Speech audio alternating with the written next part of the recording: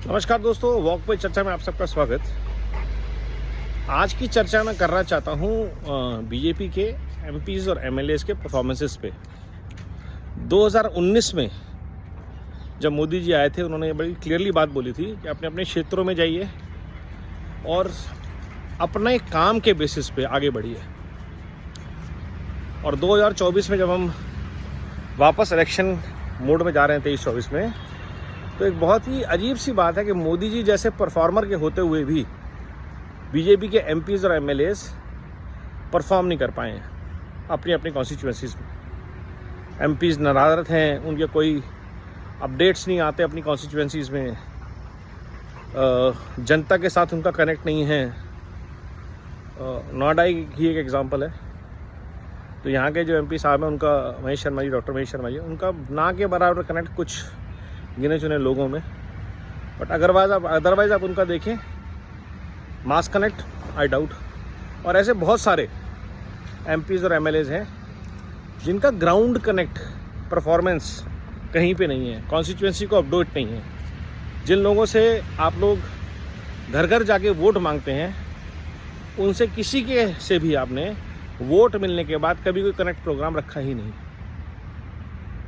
और ये बहुत बड़ी ट्रेजेडी है बीजेपी के लिए कि इतना बढ़िया वेल ऑयल्ड पार्टी का नेटवर्क, आरएसएस का नेटवर्क, मोदी जी के परफॉर्मेंस और बहुत ही अच्छी गवर्नेंस के बावजूद अगर बीजेपी स्ट्रगल करती है किसी कॉन्स्टिट्यूएंसी में, तो दिस इज़ रियली ट्रेजिक किसी भी स्टेट में।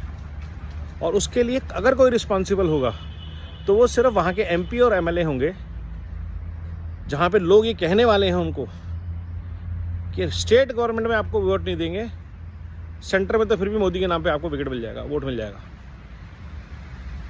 तो बीजेपी को स्टेट लेवल पे ये देखना पड़ेगा कि जो बीजेपी की सेंट्रल फिलॉसफी है उसके साथ कितने एमपीज एमएलएज अलाइंड हैं, कैसा परफॉर्म कर रहे हैं, ज़मीन पे काम कर रहे हैं, लोगों के साथ कनेक्ट कर रहे हैं, डिलीवरीज जनता तक पहुंचा रहे हैं। और ज़्यादा कुछ नहीं करना था, केंद्र सरकार की स्कीम्स को लोगों तक पहुंचाना था। बहुत बढ़िया बढ़िया स्कीम्स, आयुष्मान भारत जैसी स्कीम्स हैं, उज्ज्वला जैसी स्कीम्स हैं। आपको ये इंश्योर करना था हर घर नल से जल है, लोन्स हैं, मुद्रा लोन्स हैं। आपको सिर्फ इतना इंश्योर करना था कि जो आपकी कॉन्स्टिट्यूएंसी में आए उसको ये बताना है भाई आपके लिए ये फैसिलिटी है, आपको मिल रही है नहीं मिल रही है। ये छोटा सा काम शायद भाजपा के काफ़ी एमपी और एमएलए नहीं कर पाए। जिन्होंने किया है उन्होंने आउटस्टैंडिंग परफॉर्मेंस दी है as an MP, as a minister as well. तो जिन्होंने दायित्व निभाया है, उन्होंने प्रधानमंत्री का भी दायित्व निभाया है और एमपी के वाराणसी के एमपी होने का भी दायित्व निभाया है। और जिनसे नहीं निभाया गया उनके भी एमपी लेड फंड्स थे, वो कितना यूज़ कर पाए। मोदी जी ने किसान एमपीज़ को बोला था कि अपने गांव गोद लीजिए, मॉडर्न विलेज कितने ले पाए पता नहीं। हर घर नल से जल अपनी अपनी कॉन्स्टिट्यूशन में कितना पहुंचा पाए, शायद ही किसी एमपी को पता होगा, क्योंकि इन्वॉल्वमेंट नहीं है, लोकल लेवल पे कनेक्ट नहीं है। अभी भी टाइम बीता नहीं है, आज भी एमपी एमएलए अपने कोर्स करेक्शन कर सकते हैं और जाके अपने अपने डैशबोर्ड्स को, डिजिटल डैशबोर्ड्स को अपडेट करें, अपने अपने कम्युनिकेशन को बेटर करें और वापस जनता से जुड़े। चमचों से दफ्तरों में बैठ के ज़मीनी राजनीति नहीं होती है, उसके लिए आपको ज़मीन पे उतरना पड़ेगा। जनता के सेवक बन के अगर आए हैं तो जनता की सेवा तो करनी ही पड़ेगी, वरना टिकट जाएगा जैसा कि दिख रहा है, कम से कम 150 से 200 एमपीज़ का टिकट जाएगा और हर स्टेट में 1/3 एमएलएज के टिकट कटने चाहिए लगभग, जिनका की परफॉर्मेंस नहीं है। और इस बार तो परिवार से भी बहुत कम लोगों को टिकट मिल रहा है। तो जो लोग सोच रहे हैं मेरे बेटे को, मेरी बहू को, मेरे दामाद को टिकट मिल जाएगा, उनके लिए भी बहुत फाइट होने वाली है।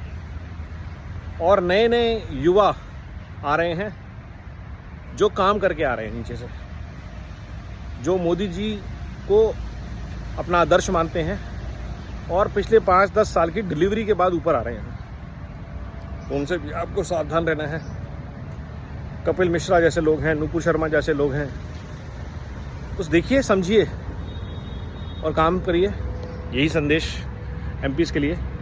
और पर्सनल गेन्स हम लोगों के होते नहीं हैं, It is purely that we want BJP, Modi ji, to be at the control of governance, so that कि परिवारवादी और भ्रष्टाचार लिप्त पार्टियां जो हैं वो वापस सरकार ना बना पाए। कभी कभी लगता है कि शायद बीजेपी के लोग ही चाहते हैं कि वो वापस आएँ ताकि उनकी दुकानें दोबारा खुल जाएं। उम्मीद करता हूँ ऐसा होगा नहीं। वंदे भारत, वंदे मातरम।